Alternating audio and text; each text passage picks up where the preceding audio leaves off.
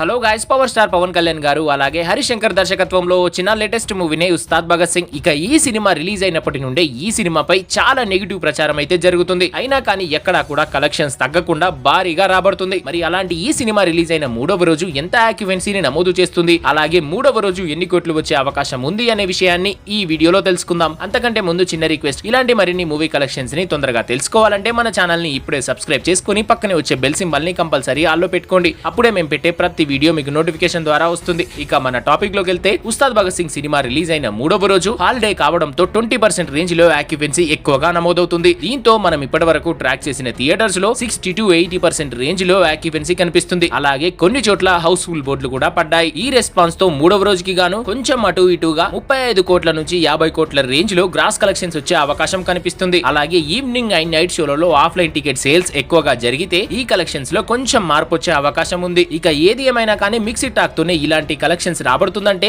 ఈ సినిమాకి black buster talk వచ్చుంటే మాత్రం కలెక్షన్స్ ఏ రేంజ్ లో ఉండేవో. సో ఫ్రెండ్స్, ఈ సినిమా ఎలా అనిపించిందో కామెంట్ చేయండి. అలాగే మన ఛానల్ ని ఇప్పుడే సబ్స్క్రైబ్ చేసుకోండి.